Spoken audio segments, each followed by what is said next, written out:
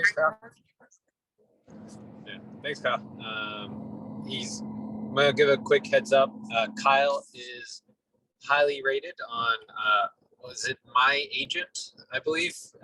He's been top rated in the top 100 for 2021 and 2022. So he's a power broker out there, right, in Orlando.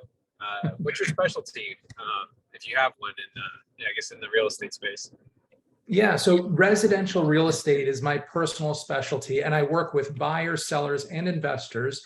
I don't really dabble in the property management side of it, so I don't do renting itself. I help investors procure and sell properties, but I have partners that I recommend for property management. I work in the luxury sector, but I also work at all price points. My business is almost entirely referral based. And I'll tell you just a little bit more about that as we get in. I'm not going to talk too much about myself, but we work with whatever referrals come our way. So I had a great day last year where we closed a $1.2 million property and a $27,000 mobile home in the same day. So you never know what's coming.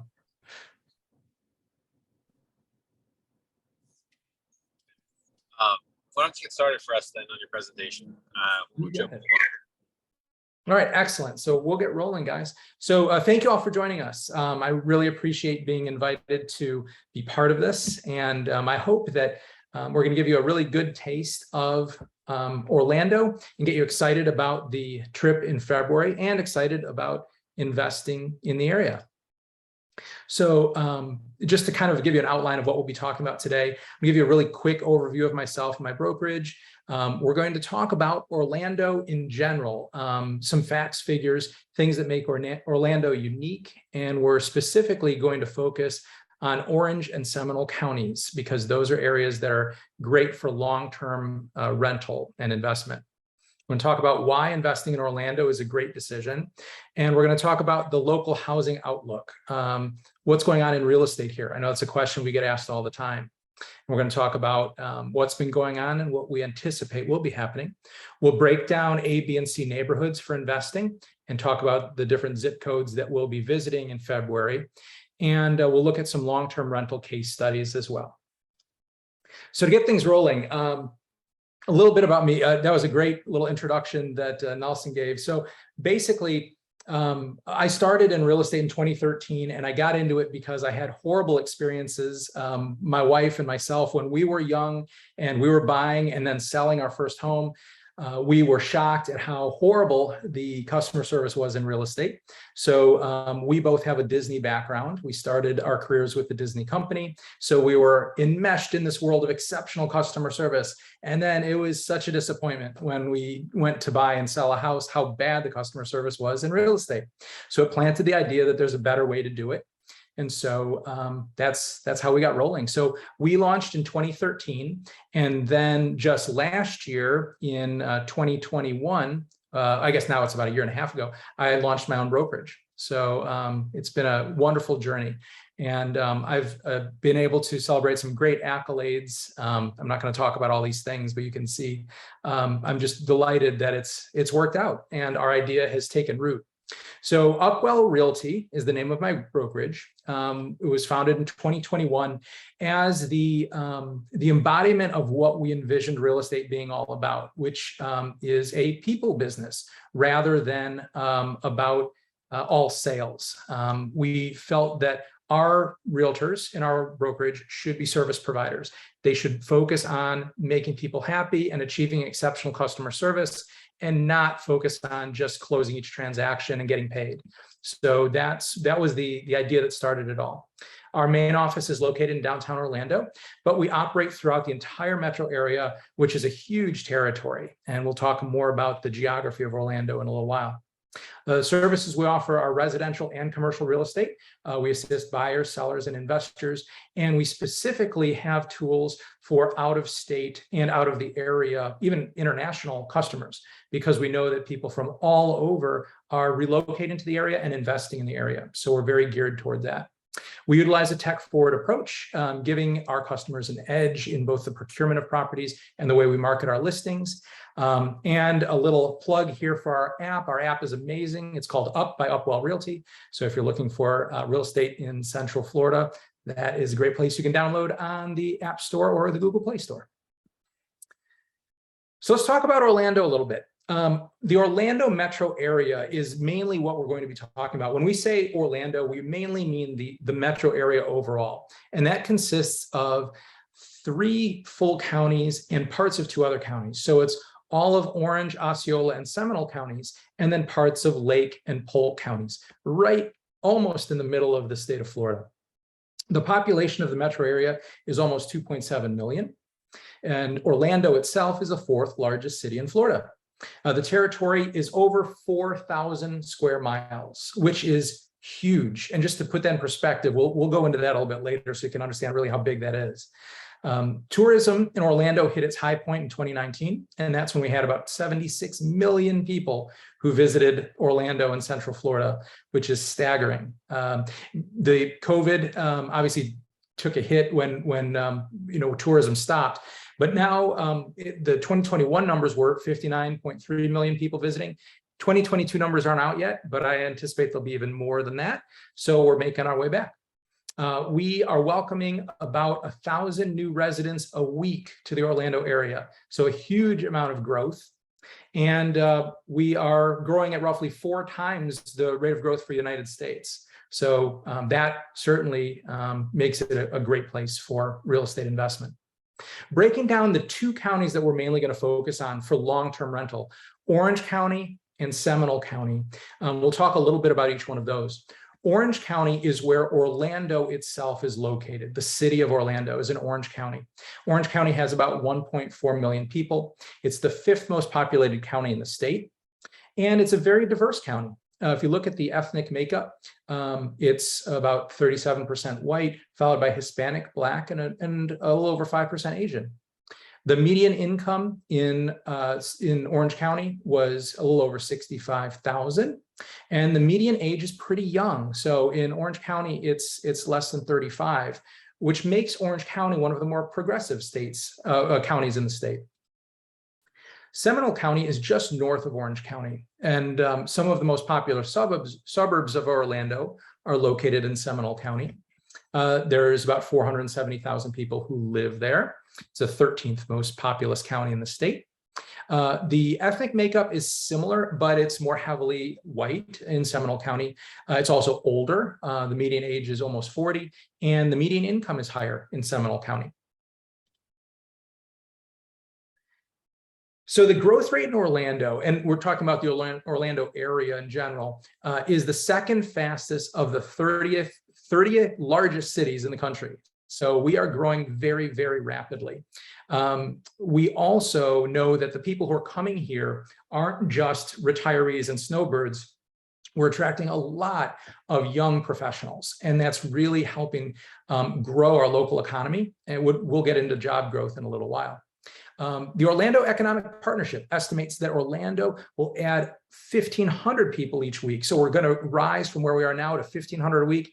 And they predict we're going to reach a population of 5.2 million by 2030 in the area overall. So lots of growth coming. One of the reasons we're able to grow that quickly and that much is because we have lots of space. We do not have any geographic barriers, no mountain ranges, no rivers, nothing that is preventing that growth from continuing to expand. And so as you fly into Orlando, you'll notice as you look out the plane, as you're coming into land, there's lots and lots of green space. So lots of room for that growth to occur. We are blessed with land. And it's one of the reasons that Walt Disney decided this was the spot he wanted to build Walt Disney World, because he could acquire such a massive amount of property relatively inexpensively. Just to give you an idea of size. So we were talking about the fact that Orlando is about the metro area is about 4,000 square miles. This is a map of just Walt Disney World, which is about 43 square miles. Walt Disney World is massive, right? Walt Disney World is about twice the size of Manhattan, and it's about the same size as San Francisco, to give you an idea, just a relative size of just Walt Disney World. So if we take that little map and we insert it here over the overall map of Orlando, that's where Disney's located in the southwest corner, you can see it's just a little tiny part of the Orlando metro area overall. And so there's a massive amount of Orlando that most people never see because they land at the airport, they drive to Disney, they drive back to the airport, and that's about all they experience. So there's a lot more of Orlando that we're going to explore. Because Orlando is centrally located, we have great infrastructure. So we're about an hour from either coast when you're on each side of Orlando. And it's about the same distance to get up to the Panhandle as it is down to Miami. So because of that, we do have great infrastructure, including international shipping right off the coast of Port Canaveral, which is about an hour away. So why Florida? Why invest in Florida? Obviously, as investors, you guys have an opportunity to go anywhere and invest your money wherever you desire. Why pick here and why specifically Orlando? Well, there are 5 reasons that people tend to relocate to the area that we hear repeatedly. And some of these are the same reasons that investors decide this is where they want to place their investments and deposit their money into real estate. So those 5 reasons are no state income tax, which is big if you're relocating from a state like New York or New Jersey or Massachusetts or Illinois. So that's great for residents who are coming this way. There's very strong job growth. There's an attractive cost of living from most places. So if you're coming from the Northeast, the Midwest, or California, much, much less expensive to live in Central Florida. Orlando itself has a great central location in the state. And of course, we have beautiful weather. I know that, coming from Chicago, which is where I'm from originally, this is an amazing place to be with 75 degrees today. So depending on where you are, I'm sure you're quite jealous of that. And I always tell people, no matter how humid the weather is in the summertime, because it does get a little bit hot, in June, July, August, I've never had to shovel sunshine. So there's a great benefit to living here instead of up north. So let's talk about job opportunities. With so much growth, obviously there has to be jobs to support all these residents who are coming in. And this is also one of the great reasons that investing in the area is attractive, because we have all of these big corporations investing massive amounts of money and growing relatively quickly. One of the biggest employers we have locally is Walt Disney World. They are actually the largest single site employer in the United States. They employ over 77,000 people just at Walt Disney World. So it's like a city of its own. It's amazing. And because of that being a big economic driver, we have a lot of ancillary hospitality and tourism companies as well that are able to grow because of it. UCF, the University of Central Florida, is a huge employer in the area. More than 12,300 people work at the university, and tens of thousands work in the surrounding area. So that's one of the areas that is also continuing to grow. Lockheed Martin is another big company located in Central Florida. They actually have a few different facilities in the metro area, and they employ over 10,000 people, mainly in tech forward and high-paying jobs. Adventist Health is the largest hospital network locally. They've been rated the #1 hospital in Orlando, and they employ approximately 37,000 people in their network of hospitals here. And Universal Studios, another tourism company, they employ over 21,000 people, and they are building a 3rd theme park. If you're a theme park fan, they're opening their 3rd gate here in 2025. So they are continuing to grow as well. Looking a little deeper into these companies, just so you can understand what's happening with them and why people continue to come and why there's so much job growth. The Disney company has said that they're relocating their corporate headquarters from Burbank, California to Lake Nona, which is in Orlando, by 2026. So that's going to move a lot of jobs from the West Coast to here. And the Disney company obviously is one of the largest entertainment companies in the world, employing approximately 220,000 people. Disney's impact has been unbelievable on Central Florida. I mean, arguably, the reason we have experienced the growth we have is because of Disney. The area was a pretty sleepy little town, Orlando, until about 1970 when Walt Disney World opened. And this statistic boggles my mind. About every day, the Walt Disney World theme parks take in about $20 million. So it's an incredible contributor to our economy locally. University of Central Florida's main campus is about 13 miles from downtown Orlando. They are one of the largest universities in the country with more than 68,000 students. They're the biggest in the state, and they're the second largest in the US. They have a huge impact as well on local jobs. That's an old survey because I couldn't find one that was more recent than that. But back in 2009, 2010, the university impacted more than 112,000 jobs locally and has added billions of dollars of value locally as well. Lockheed Martin, as I mentioned, has multiple facilities, and they're building more. They're bringing more jobs here. And in the next 10 years, they expect to contribute $36 billion to our local economy. So their growth is going to be massive. And so that will bring in high-paying jobs. Adventist Health. Healthcare is one of the fastest growing sectors of the economy locally. And Adventist has a large number of facilities here.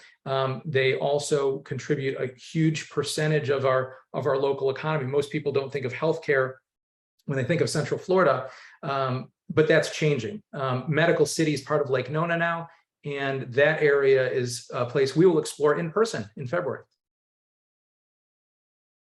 And Universal Studios is growing. They've had some of their best years ever recorded recently, and they are continuing to add jobs and compete with Disney. They are dead set on trying to eat more and more into Disney's business, because Disney's been the key driver for so long. So Universal is doing a great job of that. The second quarter of 2022 was their all-time attendance high. And so they are primed, ready to go, excited about opening their third park here in a couple more years. So this chart shows job growth locally.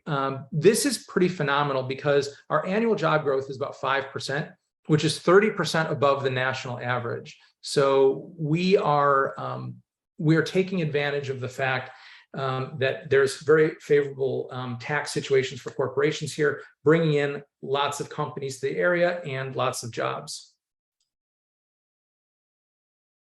And one of those reasons that we're growing so fast, besides job growth and all these other tangible things, is happiness.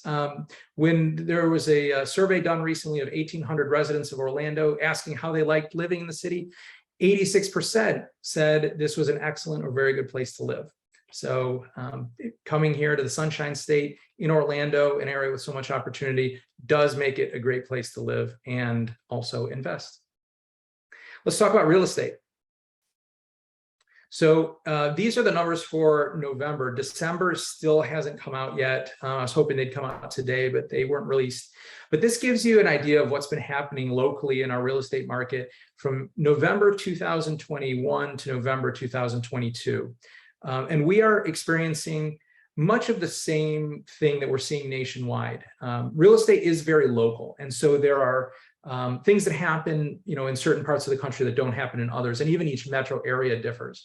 Here in Orlando, what we're seeing is relatively low inventory. Even though it is up from a year ago, it's still below where we typically would be.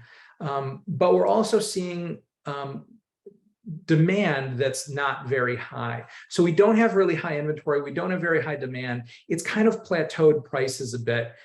You can see that the median sale price here is up 12% from a year ago, but that really hasn't changed. That was driven by what happened in the first 6 months of 2022. Values have kind of stagnated since then. We are not seeing values drop like they are in certain parts of the United States. We're seeing everything just kind of sit stable at the moment. So although we don't have a huge amount of inventory, we also don't have a huge amount of demand, which is kind of keeping things stable at the moment. We are seeing things begin to shift. And so the pendulum, swings both ways. So we saw interest rates go up. We saw that all over the country. I know you guys have probably done a lot of reading about that because you're interested in real estate. So as interest rates went up, the amount of buyer demand went down because it knocked a lot of buyers out of contention from purchasing. Now we're seeing interest rates come down again, and more buyers, especially after the first of the year, are jumping back into the game. So we're beginning to see some movement, and we're actually very optimistic locally that we're going to have a very strong second quarter and onward. So as long as the Fed doesn't screw around with interest rates much more, I think we're going to see positive movement, and that's going to be good for home values. Here are some highlights about that Orlando housing market. So different publications have named Orlando as some of their, on their 10 best lists or things like that. So it was named one of the strongest commercial real estate markets in the country by the National Association of Realtors. Ranked number 2 in America's fastest growing cities by Forbes. Number 2 in the best city, number 2 best city for future job growth by Forbes. One of the 10 great cities for the 50+ home seeker by AARP, which is actually surprising because Orlando has never really been a retirement area, but there's some new, very, very nice 55 and up communities, and we're starting to see more retirees considering this area. It's the best city in the country for first-time home buyers, which is excellent because we know that the largest portion of the population right now who's interested in purchasing homes are millennials. So that's very good news. And we are the #1 best family vacation site in the US, which we already knew if we live here, we're the best. We have also a large percentage of renters, which for you guys as investors is awesome. So 63% of households are renter occupied in Orlando itself, and approximately 55% in the metro area. So a very large percentage of renters here. And there's a few reasons for that. But one of the big reasons is with so much relocation coming into the area, so much growth, most people want to rent before they buy. They want to learn what parts of the city they like, where they want to live. They don't want to jump right into home ownership right away. And so it gives you a great opportunity as investors. This is our local investment map. So this is an ABC map of the area. So what we've done is we've labeled the red portions there as A neighborhoods, orange is B, yellow is C, and then blue is short-term rental area.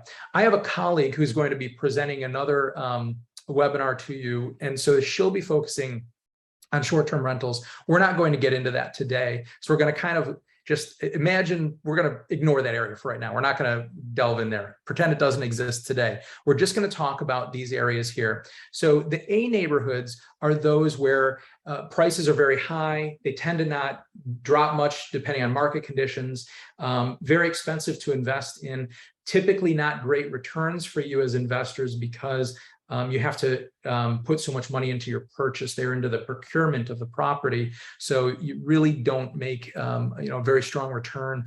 It is possible, but the initial investment's so high that it's probably not the best area to consider. B neighborhoods are great areas for investment. And actually all the areas that we're going to be looking at while you visit in February are going to be located in B neighborhoods. C neighborhoods prices are a little bit lower. They tend to fluctuate a lot up and down, so not quite as stable as the Bs. So and I'll make this available for you guys as well, so Annie can share it with anyone who's interested. But this is kind of a breakdown of those little pockets. And there are D neighborhoods too, and we didn't include those here, but some areas that are lower income areas. Harder for investors typically if they're outside the area to make sure that they're maintaining rent and things like that. So we didn't even include those on the map.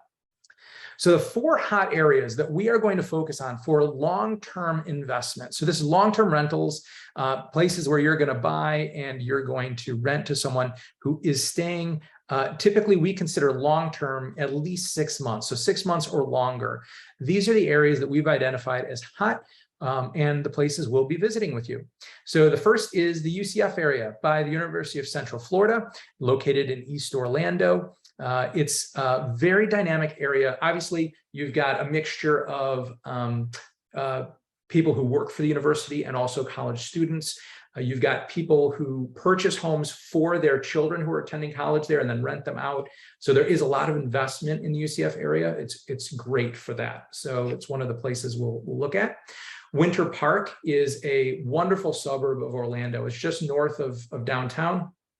And it does have some areas that are A neighborhoods, which we're going to avoid, but it also has some older, really great areas that are B neighborhoods and would be a terrific investment if we can find something in the price range that you're targeting. Downtown Orlando is another place that we will visit while you're in town. Downtown Orlando is amazing. It's very accessible compared to a place like Chicago or New York, where parking's so expensive. It's hard to get in and out of the city. Downtown Orlando is amazing and it's beautiful, very clean. So we'll be visiting there. Lots of opportunity for condo investment downtown. And a huge percentage of the people that live there are renting. And in Lake Nona, which is on the southeast side of Orlando, that is one of the hot spots you're constantly hearing about. If you hear people talk about real estate in Orlando, that is going to be the home of the Disney company as they relocate their corporate campus. It is the home of Medical City. It's also now the home of the United States Tennis Association, KPMG, the largest accounting firm in the world. This is their corporate headquarters. So there's a lot of excitement about Lake Nona, and it's going to have a big impact on the local economy in the next decade as well. So these are the 4 areas that we are going to visit while you visit Orlando in February, and the 4 areas we'll look at case studies on today. In case anyone is taking notes, these are the zip codes that comprise those areas. I figured this would be handy if you're going to do any research on your own. So Lake Nona has 2 zip codes, 32827 and 32832. Downtown Orlando, 32801. UCF has a couple of zip codes there. And in Winter Park, there are a number of zip codes. The primary areas of Winter Park where you're going to find most of the housing are 32789 and 32792. If we look at rent overall in the Orlando metro area, the rent has increased for all bedroom types. If you look at all sizes of properties, it has increased overall 19.25% in the last 12 months. And the median rent for all types of properties is $2,150 a month. If we look specifically at 3-bedroom single-family homes, over the last year, they've increased 24%. So rents are definitely increasing here as more and more people relocate to the area. The 4 case studies we're going to dabble with today, we're going to talk about a little bit, are located in these areas. So this one in the upper right-hand corner, that one is the UCF area. Then we have one in Winter Park, one close to downtown, and then one in the Lake Nona area near where it says Lake Hart. Lake Hart is in the Lake Nona area. So let's look at our first one. This property is located near the University of Central Florida. This one, all of these case studies, what we try to do is identify properties that have sold within the last 12 months. So a recent sale that we can identify, that's the value. And then it was rented. So it was purchased by an investor and rented. So we know both those values. We know the sale price, we know what they're getting in rent. And so these are actual sales. This isn't a hypothetical of what you could get if you purchased the property and rented it. This is what they're actually receiving. So here they purchased the property for $383,500. They're renting it for $2,900 a month. Now, in rentals, I know that the old adage is you want to try and get 1% of the value of the property every month. It is exceptionally hard to do that in today's real estate climate. I think pretty much coast to coast, you're not going to be able to obtain that. It's very rare that you're going to find that opportunity, at least with a property that will also offer you appreciation in value over time. We find that sometimes with manufactured homes, homes on the very bottom end of the marketplace, sometimes that's attainable, but generally not with something when it becomes time for you to resell that you know you're going to be able to earn money on that, make money, it's going to be appreciating. So you can see the net return here, if you take away taxes and HOA dues, would be about 7.8%. Now, of course, if you're buying with a mortgage, you're putting less money down. This would be a cash purchase, what your return would be. But let's say you're putting less money down, you could have a much better return than that if you look at your cash on cash return. This is our next case study. This one is in Winter Park. It's an older property, cute little small house there. And this one was purchased for almost the same price, $385,000, also renting for $2,900 a month. So they are making a return of 8.54% there. There is no homeowners association, and so it makes it a little more advantageous in that way.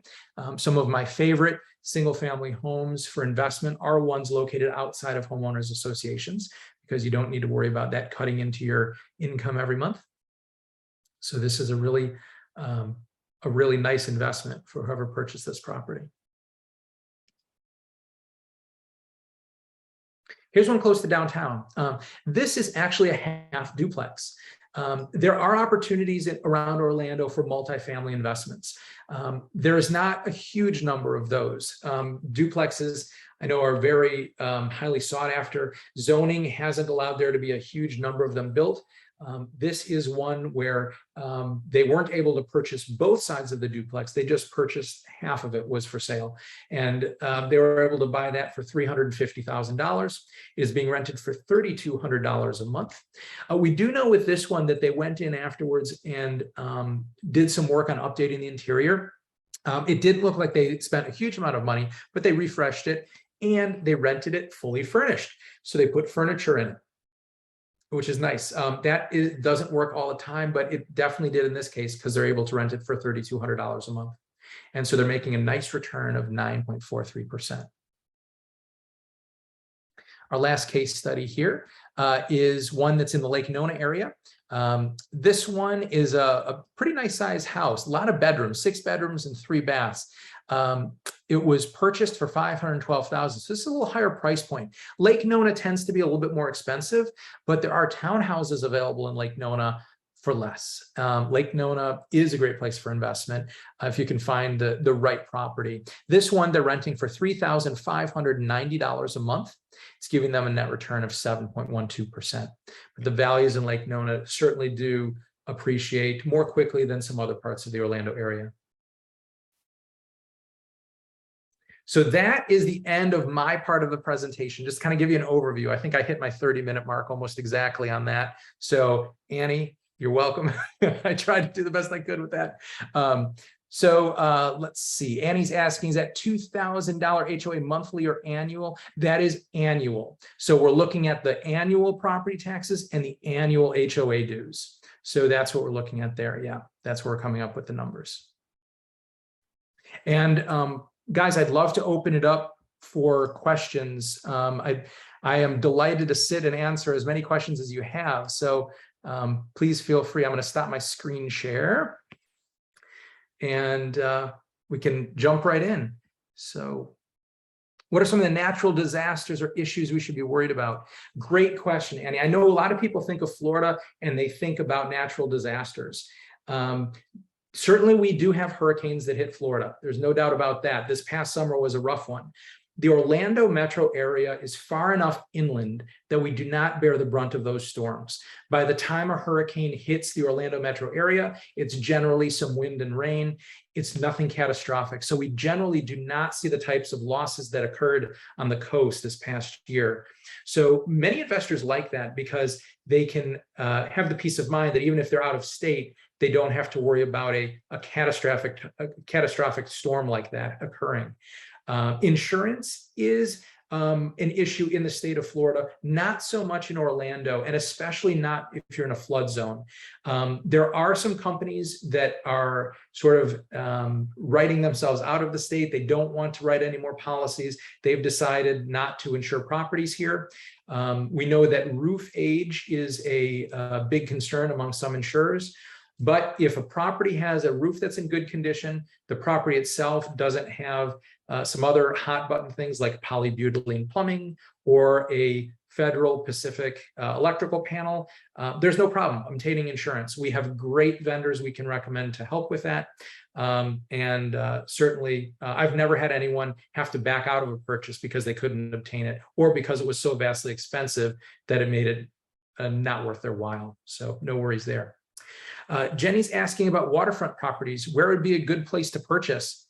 Excellent question. So Jenny, are you talking more about oceanfront or lakefront properties? Do you have a preference there? Because I can give you kind of the lowdown on both.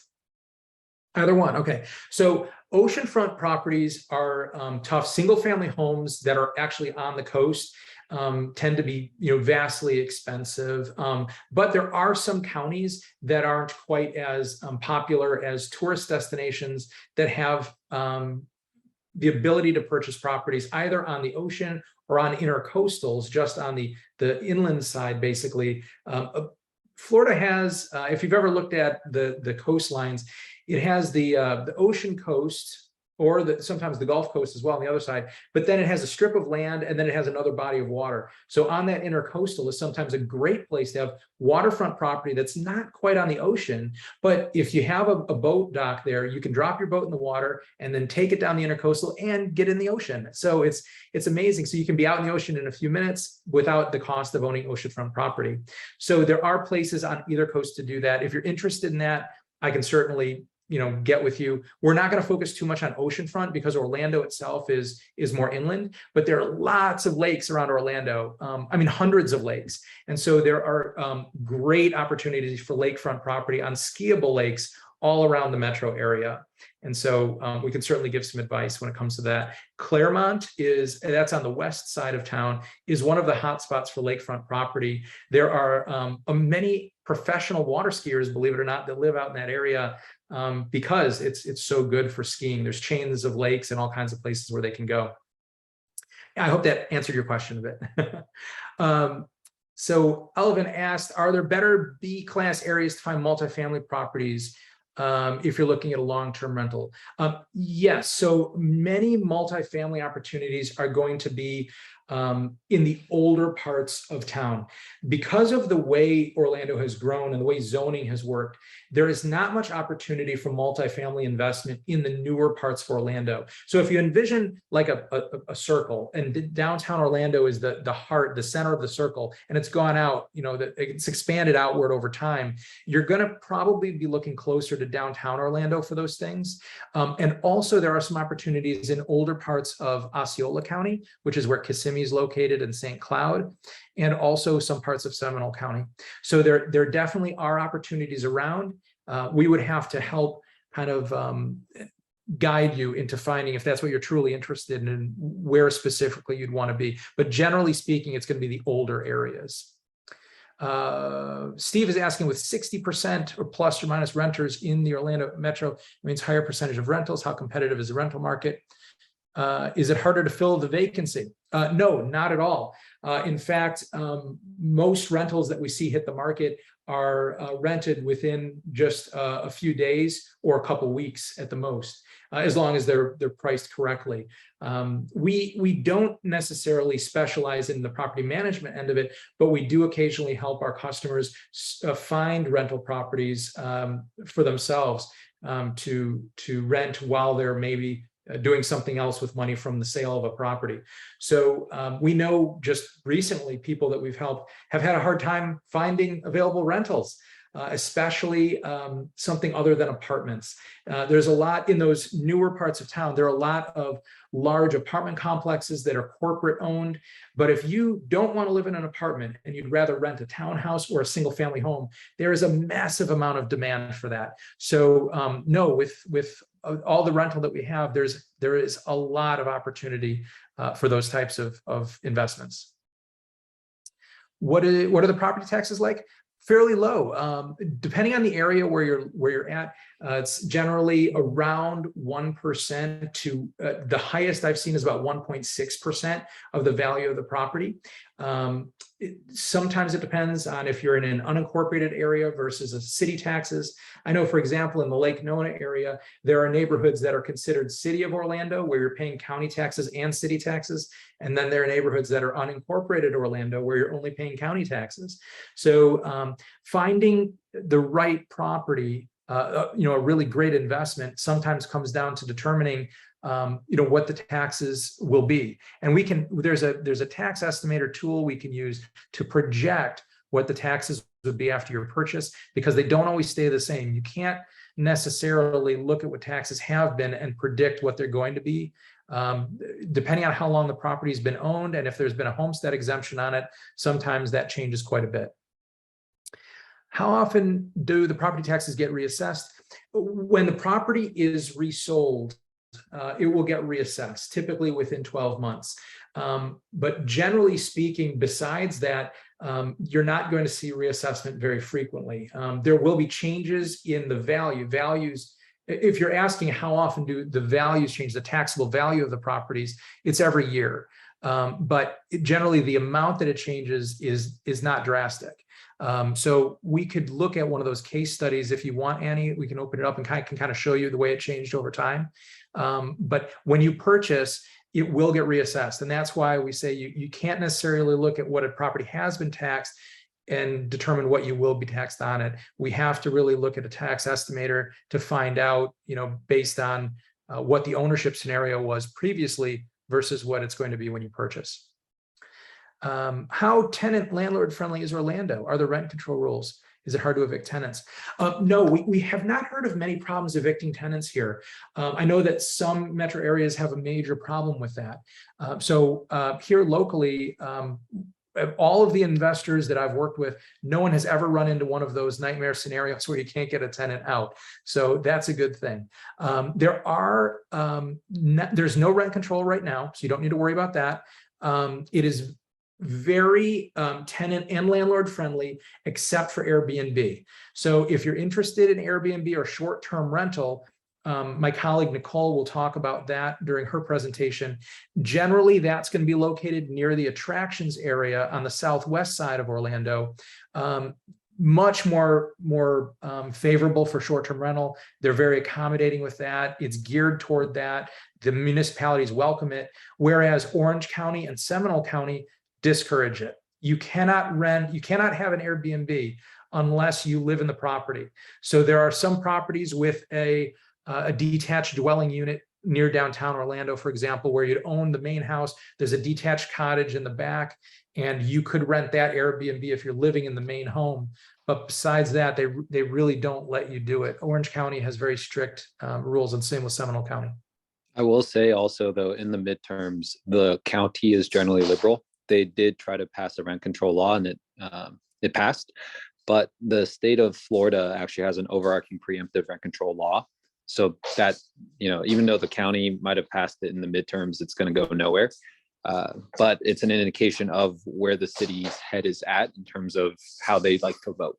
Absolutely. But as long as you have the state of Florida and DeSantis in control, which it seems he's quite popular, there's very little chance that Airbnbs are going to be either fully banned or rent control is actually going to pass. It just seems like at the state law, they have a lot of preemptive things on the books to protect landlords, more or less. Correct. Yep, that's great, Nelson. Thank you. It's absolutely right. Can you cover other facts, et cetera, to be aware of? Yes. So in addition to homeowners association dues, some communities have what's called a CDD. Depending on which areas you've been looking at for investment, you may have come across this before. CDD stands for Community Development District.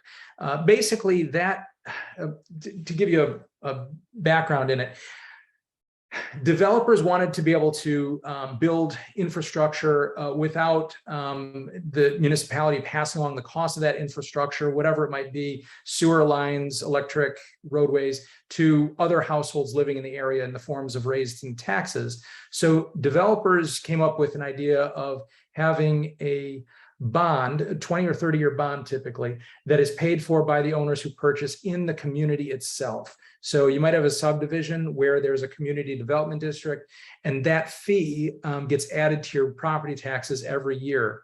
It could be a couple $100 in some places. It could be a few thousand in others.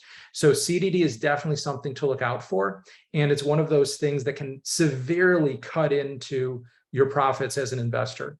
And so those didn't start to come around till fairly recently. So generally not before the year 2000 for sure. We saw a lot of that come about within the last 10 years.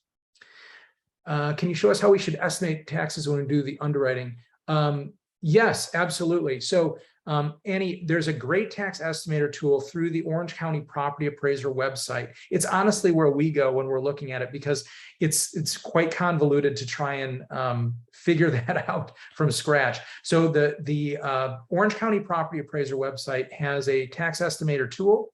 It will give you a range. They are not going to tell you this is exactly what it's going to be. Even when you plug in exact dollar amounts of what you think, this is what I'm going to be paying, this is the address, they still won't tell you. They're just going to give you a range, but at least you can see what that range would be. How short-term rental friendly is Orlando Metro? Okay, I think we covered that. Okay, yeah, thanks, William. Jenny, how favorable are municipalities? Yeah, they're depending on the location and the zoning. So older areas are very open to ADUs, especially around Orlando. There's a lot of them where you have the primary residence, and then you have either a detached garage that's been converted, or a little cottage, something like that. But depending on the zoning, especially in a lot of the newer areas, that is not allowed. There is an exception. Some of the newer neighborhoods have rear loading garages with alleyways behind the homes, and they have the ability to add a second story, or some of them have already got a second story on the detached garage, which can be rented as an ADU. So it's kind of interesting. We have that in parts of the Lake Nona area. Also, Celebration, Florida has that. Celebration's right by Disney. So that is a possibility in those areas, but there's a lot of places where they're not going to allow it. How do we find out about CDD fees? It's going to be in the property taxes. And so you can always go to the county tax collector website, or usually there's a link through the county property appraiser website as well. And if you open up, you know what, maybe would you like me to open one up just to show you where to look and how that works? Maybe that's easy. Okay, so let me share my screen with you real quick here. Okay. Can you see my screen right now? For some reason, my chat disappeared. Okay, good. Yeah, we can see. Very good. All right, let's go back here. Okay, let me open another window. Let's just go to the Orange County Property Appraiser. Okay, so let's search for property. This is one that we just sold recently, so I know the address.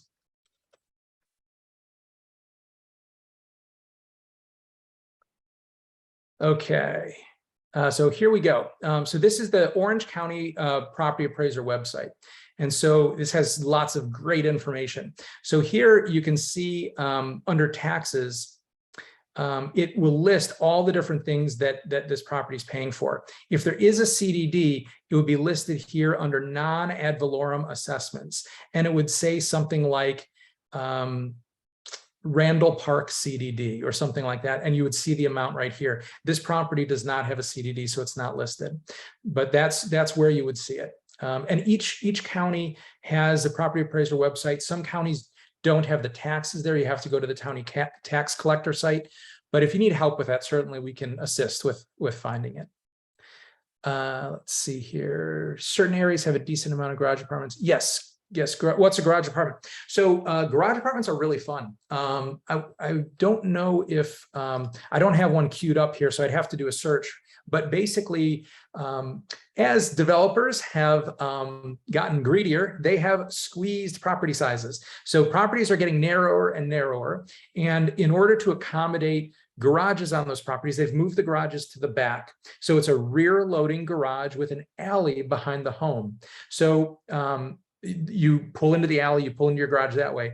But then on top of the garage, on a lot of these places, they have the ability to build a second floor apartment, which some of them are great. I mean, they're pretty decked out, but it's usually a 1-bedroom, 1-bath apartment on top of the garage.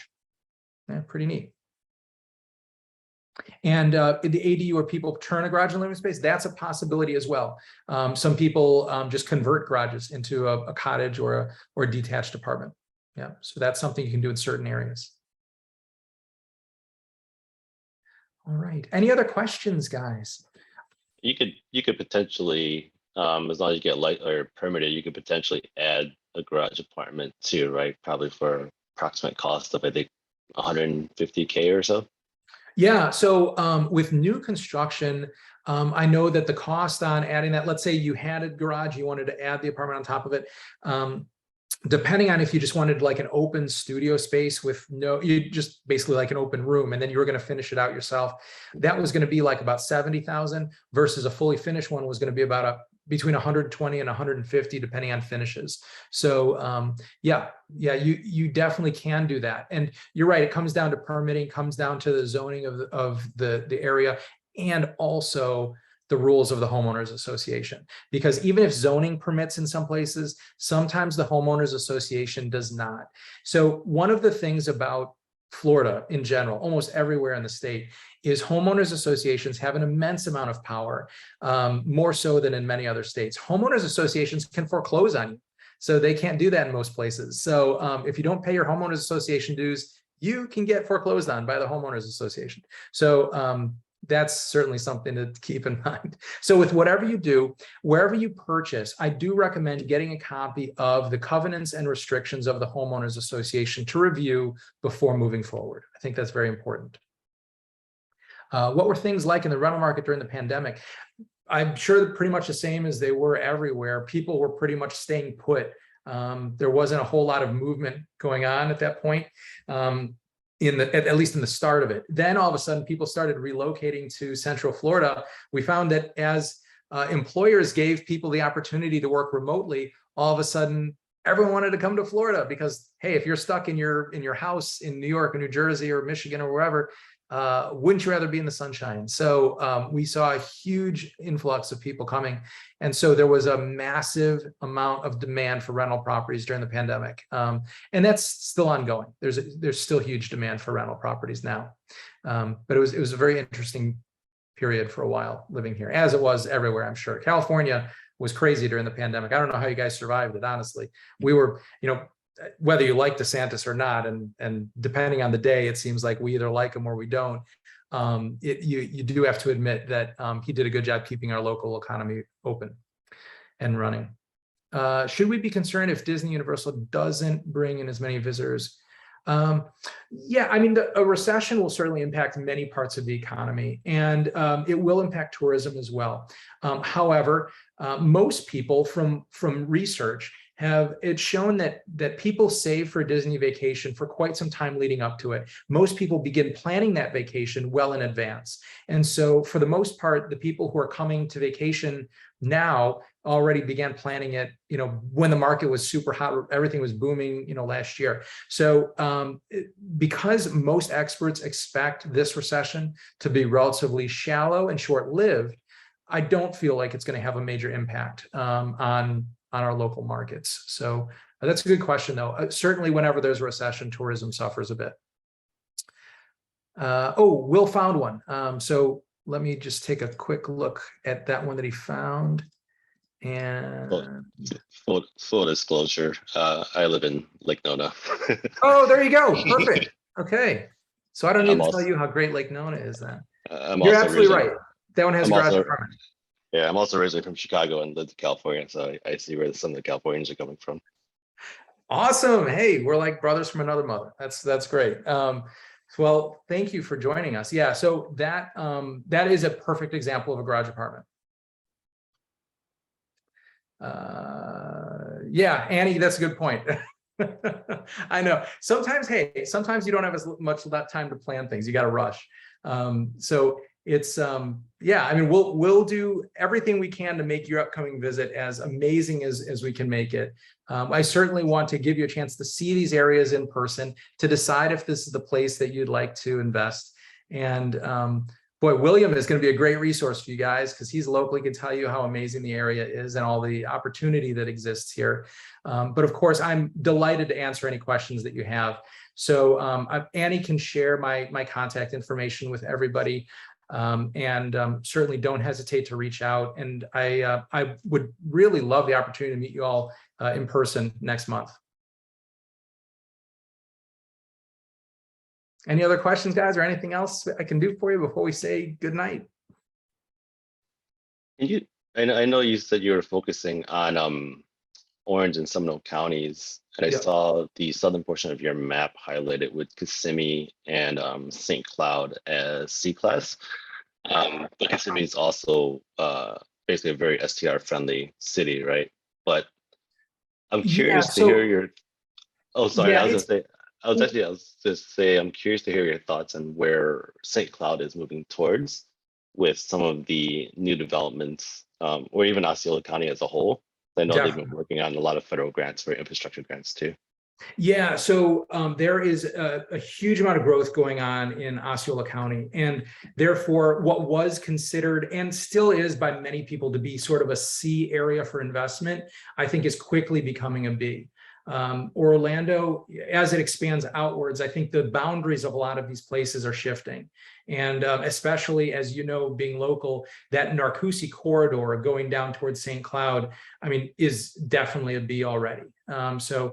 With all the money that's being invested and the growth that's occurring, and the fact that people who are relocating the area can't obtain what they want, you know, closer to sort of the heart of the metro area, you're going to see a lot of changes over the next decade.